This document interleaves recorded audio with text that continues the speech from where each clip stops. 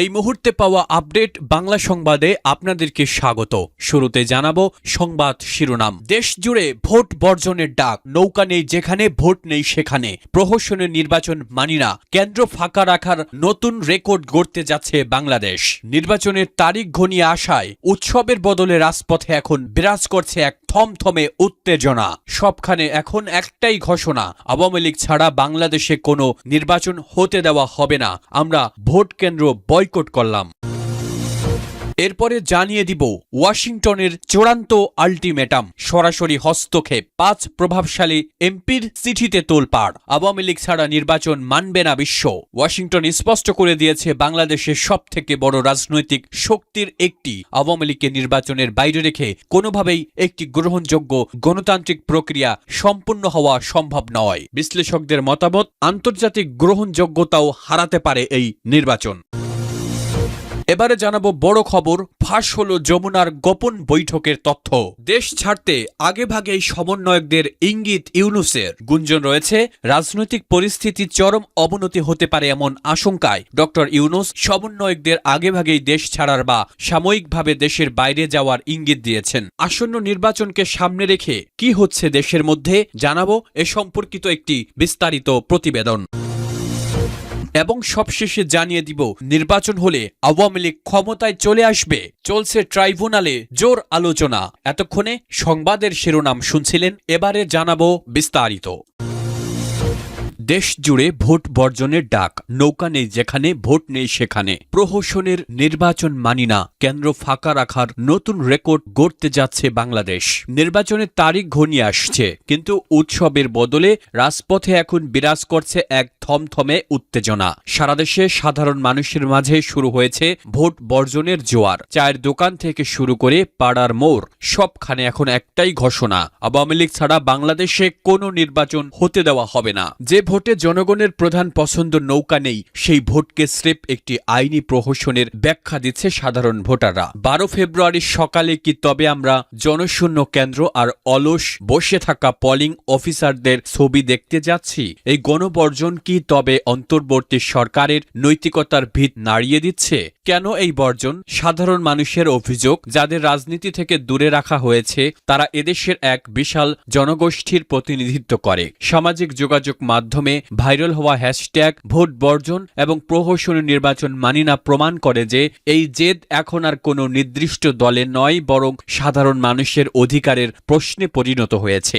নেটিজেনরা বলছেন, ব্যালটে যদি প্রতিদ্বন্দ্বিতা না থাকে, যদি ভোটারদের পছন্দের প্রতীক না থাকে, তবে সেই কেন্দ্রে যাওয়ার অর্থ হলো প্রহসনকে সমর্থন দেওয়া। আওয়ামী লীগ কর্মীদের পাশাপাশি সাধারণ মানুষও এখন একাট্টা। তারা বলছে, ভোট নিয়ে যদি প্রতিনিধি না পাওয়া যায় তবে সেই ভোটাভুটি কার জন্য? ভোট বর্জনের এই জোয়ার কেবল দেশীয় আলোচনার বিষয় নয়, এটি এখন আন্তর্জাতিক মহলেরও বড় মাথা ব্যথার কারণ। দিল্লি ও ওয়াশিংটনের নজর এখন বাংলাদেশের ভোটার উপস্থিতির উপর। যদি 12 ফেব্রুয়ারি নির্বাচনে ভোটারের হার 5 থেকে 10% নিচে নেমে আসে, তবে সেই সংসদ কখনোই আন্তর্জাতিক বৈধতা পাবে না। ডক্টর ইউনূসের সরকার কি তবে এই গণবর্জনের হয়ে ভীত?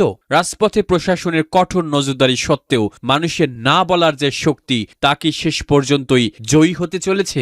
এই আশঙ্কা এখন অন্তর্বর্তী সরকারের মহলে। সরাসরি হস্তক্ষেপ আমেরিকার, 5 প্রভাবশালী এমপির চিঠিতে তোলপাড়। আওয়ামী লীগ ছাড়া নির্বাচন মানবে না বিশ্ব। সব জল্পনা কল্পনার অবসান ঘটিয়ে এবার সরাসরি ময়দানে নামল যুক্তরাষ্ট্র। 5 জন প্রভাবশালী মার্কিন কংগ্রেসম্যান এক যৌথ চিঠিতে বাংলাদেশের অন্তর্বর্তী সরকারকে চরম হুঁশিয়ারি দিয়েছেন। চিঠির মূল বিষয়বস্তু একটি, অংশগ্রহণমূলক নির্বাচন। ওয়াশিংটন স্পষ্ট করে দিয়েছে, বাংলাদেশের সবথেকে বড় রাজনৈতিক শক্তির একটি আওয়ামী লীগকে নির্বাচনের বাইরে রেখে কোনোভাবেই একটি গ্রহণযোগ্য গণতান্ত্রিক প্রক্রিয়া সম্পূর্ণ হওয়া সম্ভব নয়। ক্যাপিটল হিল থেকে আসা এই চিঠি কি তবে 12 ফেব্রুয়ারি সাজানো নির্বাচনের ভবিষ্যৎ অনিশ্চিত করে দিল? আমেরিকা কি তবে এখন সরাসরি শেখ হাসিনার দলের রাজনৈতিক অধিকারের পক্ষে কথা বলছে? মার্কিন এমপিরা তাদের চিঠিতে উল্লেখ করেছেন, কেবল নামমাত্র নির্বাচন করলেই হবে না, বরং সেই নির্বাচনে সব পক্ষের স্বতঃস্ফূর্ত অংশগ্রহণ থাকতে হবে। তারা পরিষ্কার ভাষায় জানিয়েছেন, আওয়ামী লীগ ছাড়া যে কোনো নির্বাচন হবে স্রেফ আইনি প্রহসন, যা আন্তর্জাতিক মহলে কোনো ধরনের বৈধতা পাবে না। এই চিঠির পর ইউরোপীয় ইউনিয়ন ও কমনওয়েলথের মতো সংস্থাগুলো একই পথে হাঁটার আশঙ্কায়। ডক্টর ইউনূসের সরকার কি তবে এখন আন্তর্জাতিক একঘরে হওয়ার ঝুঁকিতে? মার্কিন প্রশাসনের এই কড়া অবস্থান প্রমাণ করে যে আওয়ামী লীগকে মাইনাস করার যে ছক ঢাকা কষেছিল আন্তর্জাতিক রাজনীতিতে তা ব্যাকফায়ার করছে। এই চিঠির পর ঢাকার পররাষ্ট্র মন্ত্রণালয় এবং নির্বাচন কমিশনে এখন চরম অস্থিরতা। যদি আমেরিকা এই নির্বাচনকে স্বীকৃতি না দেয় তবে দেশের অর্থনীতি, রেমিটেন্স এবং বৈদেশিক বাণিজ্য এক ভয়াবহ ধস নামার আশঙ্কায় রয়েছে। কংগ্রেসম্যানদের এই চাপ কি তবে সরকারকে বাধ্য করবে আওয়ামী লীগের ওপর থেকে নিষেধাজ্ঞা তুলে নিতে? 12 ফেব্রুয়ারি ব্যালটে কি শেষ মুহূর্তে নৌকা প্রতীকের দেখা মিলছে? দাবার বোর্ডে এখন বড় চালটি দিল ওয়াশিংটন, যার প্রভাবে বাংলাদেশের রাজনীতির মোড় 100 ভাগ ঘুরে যেতে পারে।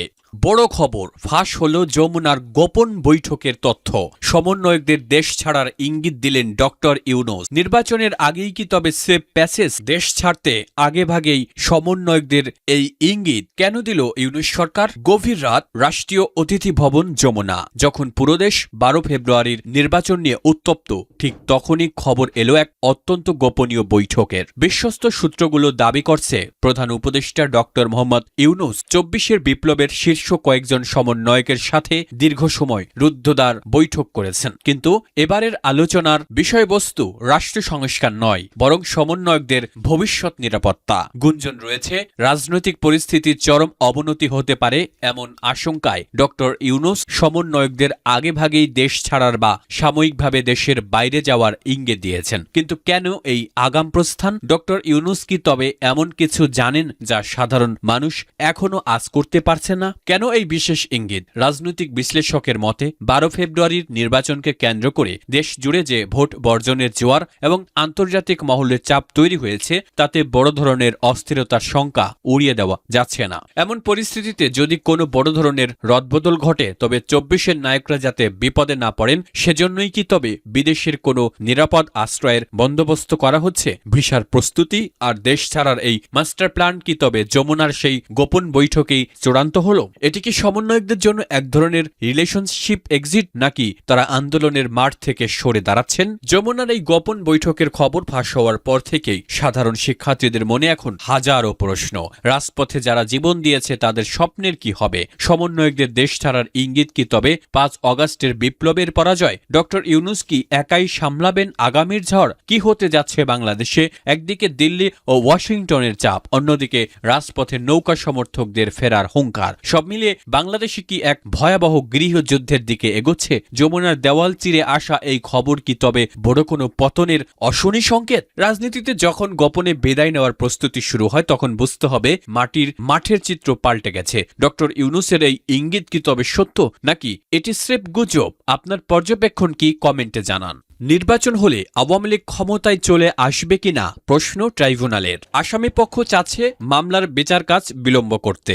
ওনারা খুব আশায় আছেন নির্বাচন হয়ে গেলে আর বিচার টিচার হবে না। জয় পলকের মামলায় অভিযোগ গঠনের শুনানিতে চিফ প্রসিকিউটরের এমন কথার প্রেক্ষিতে ট্রাইব্যুনালের বিচারপতি শফিউল আলম মাহমুদ বলেন, কেন নির্বাচন হলে কি আওয়ামী লীগ ক্ষমতায় চলে আসবে? এমন কথা বলবেন না। সাবেক প্রধানমন্ত্রী শেখ হাসিনার ছেলে সজীব ওয়াজেদ জয় ও সাবেক আইসিটি প্রতিমন্ত্রী জুনায়েদ আহমেদ পলকের বিরুদ্ধে মানবতা বিরোধী অপরাধের মামলায় অভিযোগ গঠনের বিষয়ে আন্তর্জাতিক অপরাধ ট্রাইব্যুনাল 1 রাষ্ট্রপক্ষের শুনানি শেষ হয়েছে। মামলায় প্রাইমা ফেসি গ্রাউন্ড তুলে ধরে আসামি জয় পলকের বিরুদ্ধে বিচার শুরুর আবেদন করেছেন চিফ প্রসিকিউটর মোহাম্মদ তাজুল ইসলাম। এদিকে আসামি পক্ষের শুনানির জন্য আগামী বৃহস্পতিবার দিন ধার্য করেছেন ট্রাইব্যুনাল।